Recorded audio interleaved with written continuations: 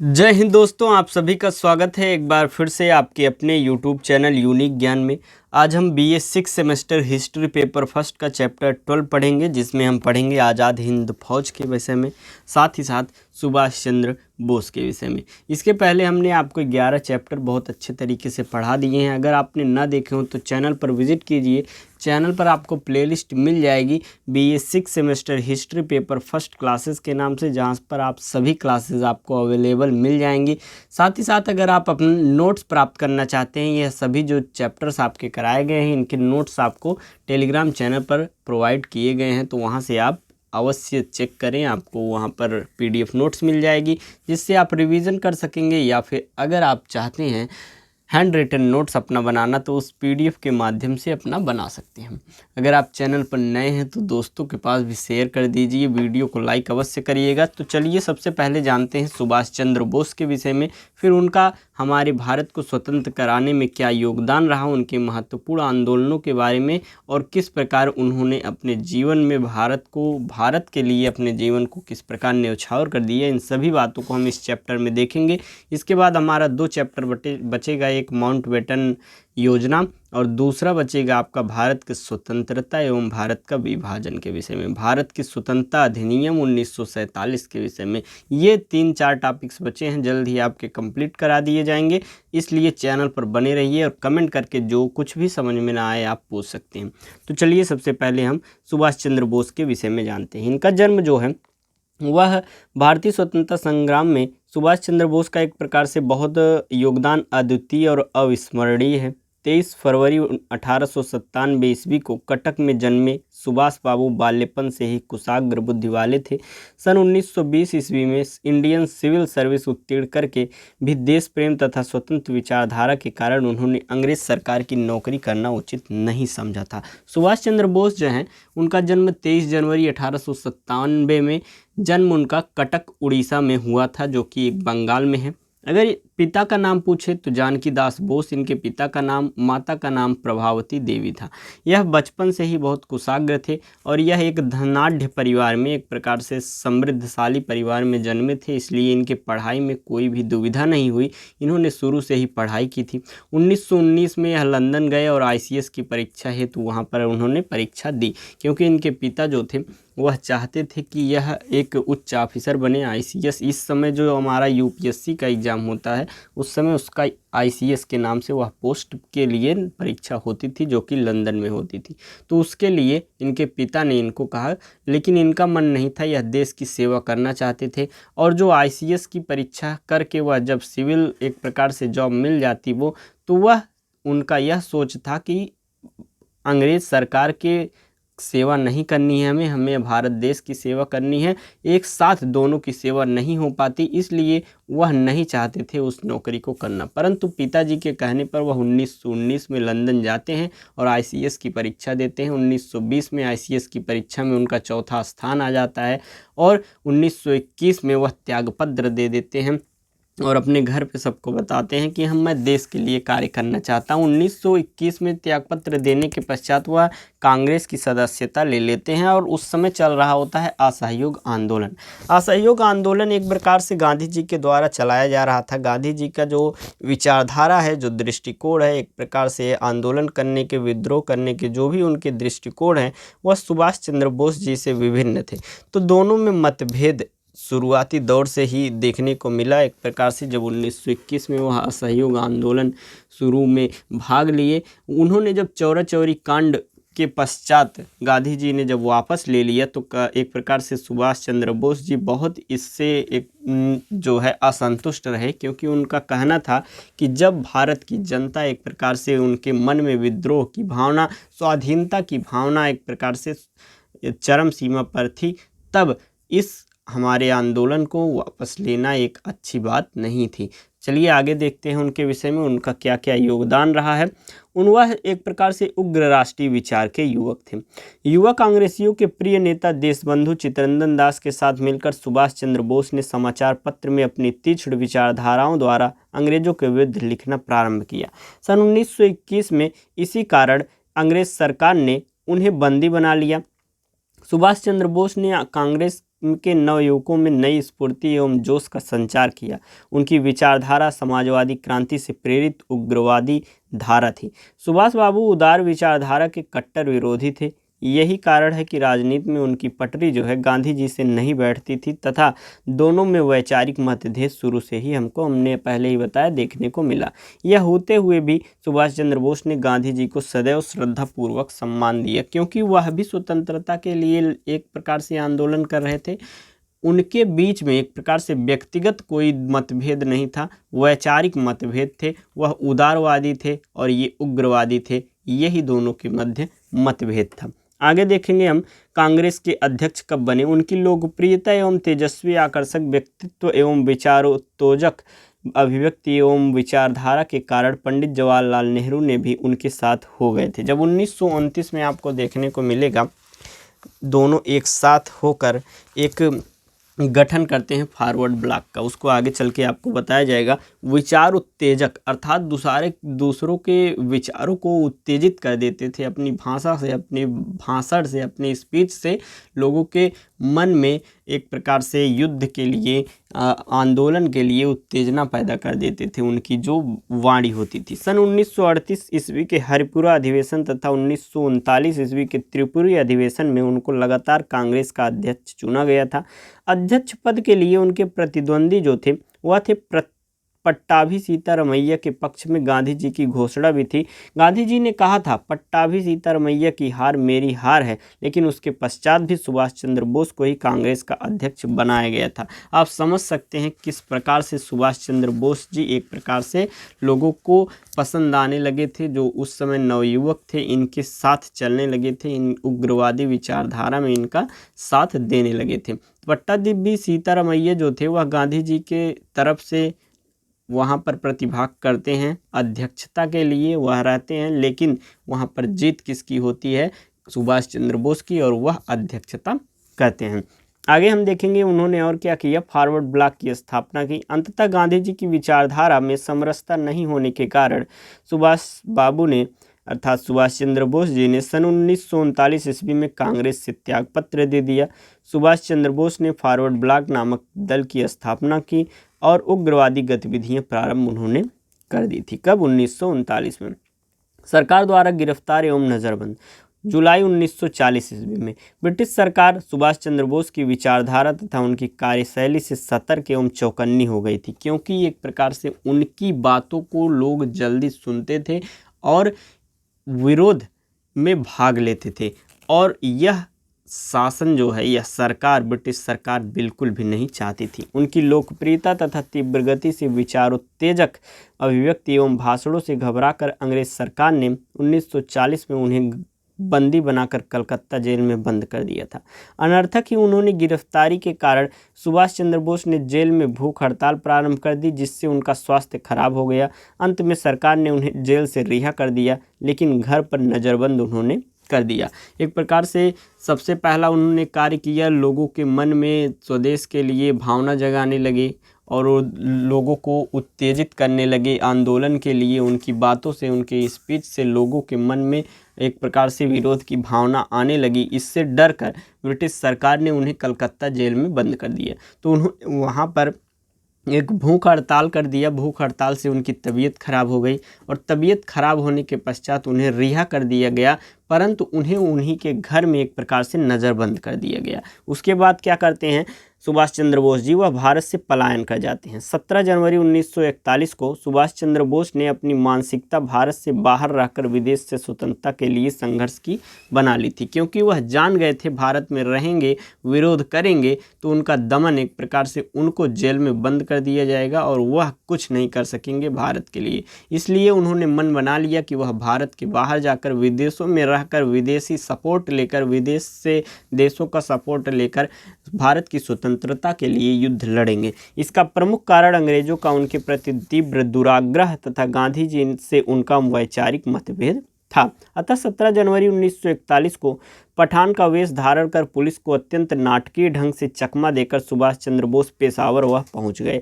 पेशावर में उन्होंने अपना नाम जियाउद्दीन रख लिया तथा अपने मित्र भगत राम की मदद से 21 जनवरी 1941 को काबुल पहुंच गए। अंग्रेज पुलिस को उनकी यात्रा का कोई पता नहीं लगा। सुभाष चंद्र बोस की विलक्षण गतिविधियों के सम्मुख अंग्रेजी पुलिस गुप्तचर विभाग अकर्मण्य सिद्ध हो गया, अर्थात कोई भी पता नहीं लगा पाया कि आखिर सुभाष चंद्र बोस गए तो गए कहाँ और किस यात्रा पे गए, मतलब कहाँ पर छुपे हुए हैं, पता ही लगाते रह गए। भारत सरकार को सुभाष चंद्र बोस के भारत के पलायन का समाचार लगभग 10 दिन बाद पता चला। जब वह भारत से चले गए दूसरे देश, तब उसके बाद उन्हें पता चला।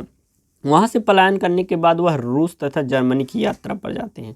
काबुल से सुभाष चंद्र बोस जो है वह रूस पहुँच गए थे, किंतु इसी मध्य विश्व राजनीतिक समीकरण परिवर्तित हो गया था। वही एक प्रकार से दौर था द्वितीय विश्व युद्ध का।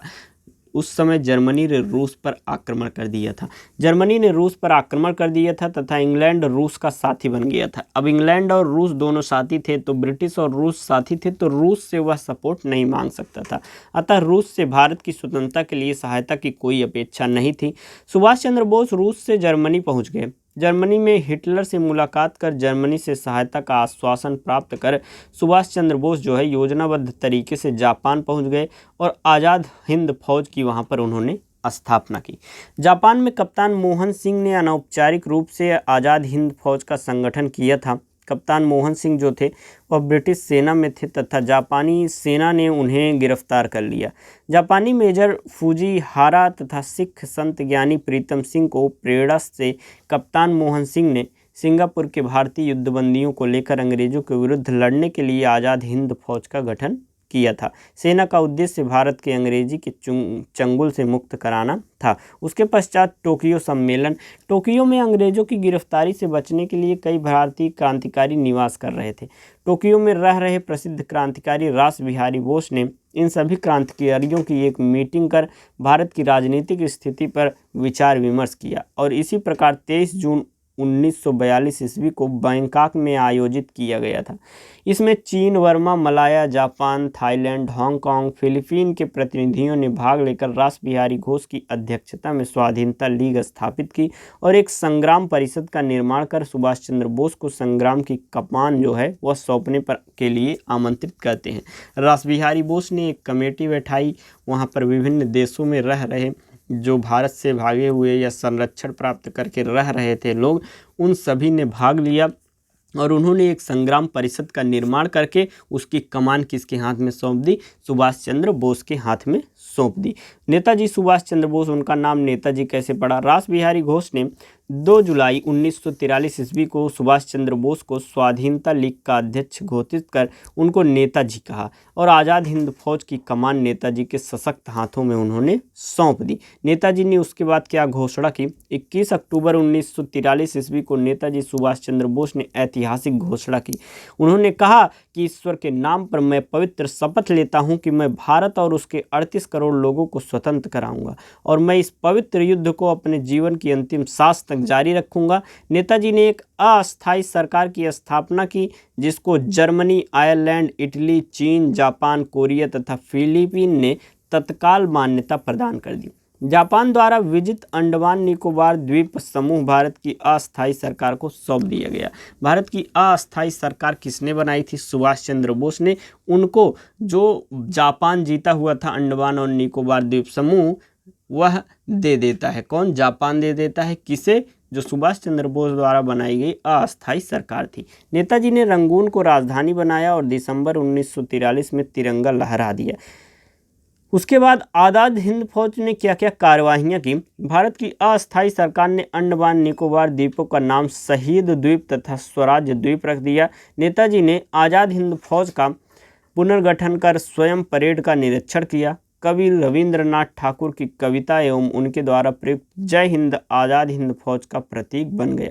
आज़ाद हिंद सेना में 3 ब्रिगेड सुभाष, गांधी तथा नेहरू के नाम पर थे और महिलाओं की ब्रिगेड झांसी की वीरांगना लक्ष्मीबाई के नाम पर गठित की गई। उन्होंने 3 ब्रिगेड बनाए हुए थे।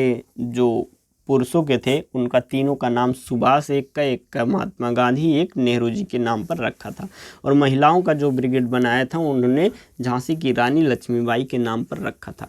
शाहनवाज खां आज़ाद हिंद फौज के ब्रिगेडियर कमांडेंट थे और इनके साथ प्रेम सहगल और गुरु बख्श सिंह ढिल्लो अन्य ब्रिगेडियर थे। उसके पश्चात कोहिमा, पलेल तथा तिदिम पर अधिकार उन्होंने कर लिया। 4 फरवरी 1944 ईस्वी को रंगून से प्रस्थान कर आज़ाद हिंद फौज वर्मा होकर पलेल, तिदिम को विजित करती हुई कोहिमा तक पहुंच गई और चीन के पहाड़ी क्षेत्र में ब्रिटिश सेना को परास्त कर कोहिमा पर अधिकार कर लेने से आज़ाद हिंद फौज के सैनिकों के हौसले जो है एक प्रकार से वह बुलंद हो जाते हैं। 7 अप्रैल 1944 ईस्वी को आज़ाद हिंद फौज ने असम के जंगलों में ब्रिटिश सेना की टुकड़ियों को समाप्त कर इम्फाल को घेर लिया। इम्फाल में वर्षा के प्रारंभ होने से रसद मार्ग कट गया तथा फौज के पास रसद की कमी हो गई, अतः इम्फाल विजय योजना स्थगित करके ये वापस लौट गया। और 22 सितंबर 1944 को शहीद दिवस मनाने के अवसर पर नेताजी ने घोषणा की, हमारी मातृभूमि स्वतंत्रता की खोज में है, तुम मुझे खून दो, मैं तुम्हें आज़ादी दूंगा। यह घोषणा कब की थी? 22 सितंबर 1944 को, जब इन्होंने शहीद दिवस मनाया हुआ था। उसके पश्चात मित्र राष्ट्रों की ओर। अब देखिए एक प्रकार से युद्ध समाप्त हो गया, जो द्वितीय विश्व युद्ध था, जिसमें मित्र राष्ट्र जो है वह विजय पा लेता है, जीत जाता है। तो यह जो आज़ाद हिंद फौज थी वह मित्र राष्ट्र की ओर बढ़ती है। द्वितीय विश्व युद्ध में पासा पलट गया था। मित्र राष्ट्र लगातार पश्चिमी सीमा पर बर्लिन की ओर अग्रसर हो रहे थे। इस स्थिति में जापान को घुटने टिकाने के लिए अमेरिका के B-52 हवाई जहाज़ों के जापान के 2 बड़े नगरों हिरोशिमा तथा नागासाकी पर परमाणु बम गिराकर हाहाकार मचा दिया। जापान ने तत्काल पराजय स्वीकार कर ली और इस प्रकार द्वितीय विश्व युद्ध जो है वह समाप्त हो जाता है। फिर सुभाष चंद्र बोस का स्वर्गवास, जो एक प्रकार से माना जाता है, अलग अलग लोग उस पर अलग मत देते हैं, उस पर क्या विवाद है उसको हम जानेंगे। सुभाष चंद्र बोस उस समय बैंकॉक में थे। कहा जाता है कि सन 1945 ईस्वी में बैंकॉक से टोक्यो के लिए उड़ान भरकर उनका हवाई जहाज़ फार्मोसा के निकट पहुंचा ही था कि दुर्घटनाग्रस्त हो गया। आज तक यह विवादग्रस्त है कि सुभाष चंद्र बोस ने जो मृत्यु का एक प्रकार से वर्ण किया वह इस प्रकार हुआ, किंतु उन्होंने विश्व को बता दिया कि मातृभूमि की रक्षा के लिए भारतीय सशस्त्र कार्रवाई करने की अद्भुत क्षमता रखते हैं। उनका त्याग एवं बलिदान भारतीय इतिहास के स्वर्णिम पृष्ठों पर लिखा गया, जो कि चिर स्मरणीय रहेगा। भारत ने ऐसा व्यक्तित्व खो दिया जो दूसरे के प्रकाश से नहीं चमका, जिसके आंतरिक प्रकाश था तथा अपने ढंग से कार्य करने की निराली अद्भुत प्रतिभा थी उनके अंदर। आज़ाद हिंद फौज पर फिर मुकदमा होता है। जब वह उनकी मृत्यु हो जाती है तो उनके जो कुछ प्रमुख एक प्रकार से लेफ्टिनेंट रहते हैं उनके ऊपर मुकदमा होता है। अंग्रेज सरकार ने आज़ाद हिंद फौज के ब्रिगेडियर शाहनवाज खां, प्रेम सहगल तथा गुरबख्श खां पर राजद्रोह का मुकदमा चलाया। यह ऐतिहासिक मुकदमा भारत के ऐतिहासिक लाल किले में चलाया गया था। देश प्रेमियों की ओर से स्वयं जवाहरलाल नेहरू तथा जिन्ना और भारत के अन्य प्रसिद्ध वकीलों ने पैरवी की थी। उनके समस्त प्रयास एवं तर्कों को नकार कर सरकार ने आज़ाद हिंद फौज के ब्रिगेडियर को मृत्युदंड की सजा सुना दी। इस निर्णय से भारत में आक्रोश व्याप्त हो गया, तब वायसराय ने अपने विशेष अधिकारों का प्रयोग कर इनको मुक्त कर दिया। भारतीय सेना भी इनकी मुक्ति के पक्ष में थी और सरकार को सेना की बगावत की आशंका थी। शाहनवाज खां, प्रेम सहगल, ढिल्लो तथा आज़ाद हिंद फौज के सैनिक जनसाधारण के दिलों पर छा गए थे और नेताजी का स्थान भारतीय राजनीति में सर्वोच्च हो गया था। आज़ाद हिंद फौज के प्रभाव क्या हुए? उसके प्रभाव से जल और वायुसेना में विद्रोह किस प्रकार हुए उसको हम जानेंगे। बम्बई विद्रोह फरवरी 1946 ईस्वी में ब्रिटिश सत्ता को भारतीय सैनिकों द्वारा विद्रोह करने से भारी आघात पहुंचा था। आज़ाद हिंद फौज पर मुकदमे के कारण सेना के भारतीय जवानों में जागृति आ गई। भारतीय तथा अंग्रेज सैनिक अधिकारी तथा सैनिकों को मिलने वाली सुविधा, वेतन तथा भत्तों में विषमता देखी गई और उक्त स्थिति में खराब भोजन मिलने की शिकायत को लेकर बम्बई सागर स्थित तलवार नौसेना जहाज के सैनिकों द्वारा विद्रोह कर दिया गया। 18 फरवरी 1946 से हड़ताल घोषित कर दी गई और इस जहाज के नौसैनिकों की हड़ताल के समाचार देश के अन्य बंदरगाहों पर खड़े युद्धपोतों में भी फैल गया। कराची, मद्रास तथा बम्बई बंदरगाहों के युद्धपोतों से ब्रिटिश ध्वज, यूनियन जैक हटाकर कांग्रेस, मुस्लिम लीग तथा कम्युनिस्ट पार्टी के तिरंगे हरे लाल ध्वज फहरा दिए गए। उसके पश्चात क्या हुआ? ब्रिटिश शासन ने विद्रोही सैनिकों के विरुद्ध सेना भेजी, किंतु भारतीय सैनिकों ने अपने ही भाइयों के विरुद्ध हथियार उठाने से इनकार कर दिया। एक प्रकार से जो भी सेना थी सभी एक साथ मिलने लगी उसी के बाद। कब? आज़ाद हिंद फौज जब बनी और वह उसके ऊपर मुकदमा किया गया उसके पश्चात, जिससे अंग्रेज सैनिकों को भेजा गया। दोनों ओर से गोलियां चली। भारतीय सैनिकों के पक्ष में आंदोलन कर रही जनता पर भी अंग्रेज सैनिकों ने गोलियां चलाई। इस संदर्भ में कम्युनिस्ट दल की भूमिका सक्रिय रही है। उन्होंने भारतीय सैनिकों की खूब सहायता की थी। स्थिति विषम हो गई थी, अतः कांग्रेस की ओर से विट्ठल भाई पटेल तथा मुस्लिम लीग ने मध्यस्थता कर विद्रोह समाप्त करा दिया था। भारतीय विद्रोही सैनिकों ने घोषणा की, हम भारत के समक्ष आत्मसमर्पण कर रहे हैं, ब्रिटेन के सम्मुख नहीं। नौसैनिक विद्रोह से ब्रिटिश सत्ता में आतंक पैदा हो गया और उसको समझ में आ गया कि अब भारत पर अधिक समय तक शासन संभव नहीं होगा। और इस प्रकार से हमारे सुभाष चंद्र बोस जी का बहुत ही ज़्यादा योगदान रहा स्वतंत्रता के लिए। हम उनके जो योगदान है उनको कभी भूल नहीं सकते हैं। हालांकि उन्होंने देश से बाहर रहकर स्वतंत्रता की लड़ाई लड़ी थी, जो कि बहुत ही महत्वपूर्ण थी। बाहर से ही उन्होंने ब्रिटिश शासन पर, ब्रिटिश सरकार पर किस प्रकार दबाव बनाया था। क्रिप्स मिशन में भी हमने आपको बताया था। सभी जो भी एक प्रकार से बाहर से ही वह आदेश देते थे। जब दिल्ली छोड़ो, अंग्रेज़ों दिल्ली छोड़ो आंदोलन किया था गांधी जी ने और उन्हें एक प्रकार से जेल हो गई थी, तब नेतृत्वहीन हो गई थी जनता। उस समय सुभाष चंद्र बोस जी ने वर्मा से ही एक आर्डर हर समय दिया था। फिर उसके पश्चात फ़ोन सर्विलांस सभी चीज़ें बंद कर दी गई, जिससे सूचना पहुंचाया जा सके। लेकिन सुभाष चंद्र बोस ने बहुत ही महत्वपूर्ण योगदान दिया। इस प्रकार हमारा चैप्टर हुआ समाप्त, जो कि हमने बहुत अच्छे तरीके से आपको बताया। नेक्स्ट 2 चैप्टर बचे हैं, वह जल्द ही आएंगे आपके चैप्टर, इसलिए चैनल पर बने रहिए, दोस्तों के पास शेयर करिए। जो कुछ भी समझ में ना आया हो कमेंट करके आप अवश्य पूछ सकते हैं। टेलीग्राम चैनल से आप जो PDF हैं उनको लेकर वहां से रिवीजन कर सकते हैं, जिससे आपको आसानी रहेगी। आपकी एग्ज़ाम जल्द हैं, आप अच्छे से पढ़िए और एग्ज़ाम दीजिए। धन्यवाद, मिलते हैं अगले वीडियो में।